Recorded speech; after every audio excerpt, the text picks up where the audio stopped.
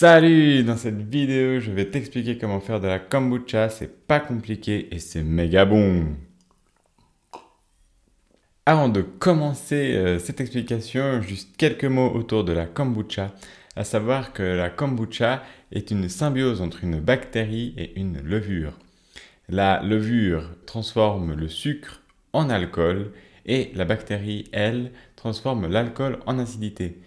D'ailleurs, c'est bien la bactérie qui tisse de la cellulose, ce qui crée la mère de kombucha, qui n'est pas un champignon, mais bien de la cellulose tissée par une bactérie. C'est un produit exceptionnel rempli de probiotiques qui nourrissent la flore intestinale et qui permettent ainsi d'améliorer le fonctionnement de notre transit. Boisson millénaire, bu partout sur Terre et facile à faire. C'est parti! Pour commencer, il nous faut la kombucha, une casserole, du sucre, des bouteilles, un fouet, un saladier et du thé. Alors on met 70 g de sucre par litre, donc moi j'ai mis 490 g pour mes 7 litres. Ensuite, je dilue mon sucre dans le reste de l'eau chaude de mon thé. Et là, le processus commence. J'ouvre ma kombucha et je retire la mère pour la mettre dans le saladier délicatement. Il faut bien penser à se laver les mains pour faire cette étape. Ensuite, là, toute la clé d'une kombucha qui est bien gazeuse, c'est d'utiliser le fouet pour remuer, car les bactéries stagnent vers le fond. Bien recouvrir, comme je viens de le faire, la mer, car les moucherons viennent pondre des œufs si on ne la couvre pas assez rapidement. Donc ça peut être très embêtant. Et le fouet permet de ramener l'oxygène dans la kombucha et de mélanger la partie levure et bactéries, qui lui donne du coup tout son peps lors de la deuxième fermentation en bouteille. Mais qu'est-ce que je tourne bien, dis donc. Il y a même des petites giclures, c'est beau.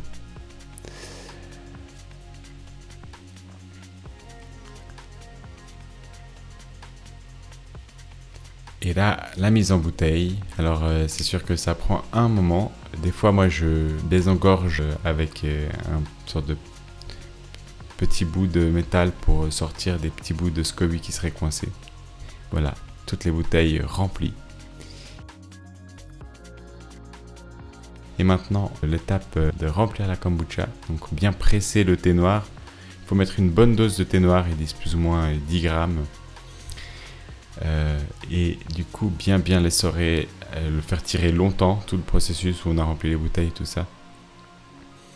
Et on peut ajouter le thé au sucre, déjà légèrement dilué, avec un tout petit peu d'eau chaude avant.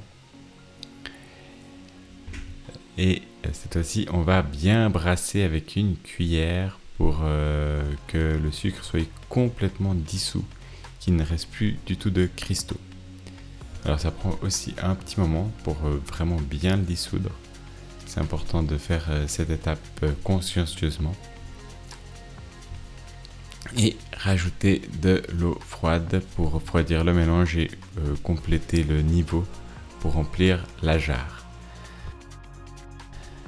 Alors c'est bien important d'avoir de l'eau bien fraîche, hein. Il faut qu'elle soit en dessous de 30 degrés. C'est pour ça que là je mets le doigt pour sentir qu'elle est assez fraîche, assez froide.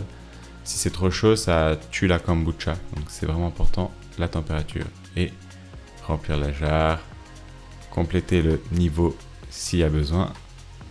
Et ça va être l'étape de remettre le SCOBY dedans la jarre.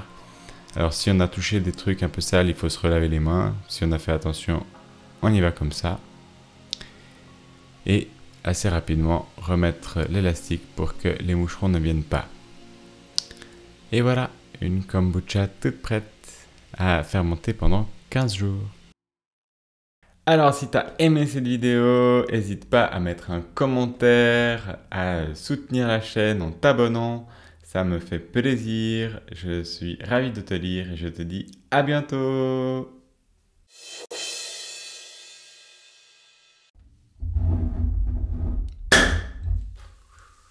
Yeah! Ça fait un bon truc pour le bêtisier. T'as vu comment elle mousse bien ma kombucha?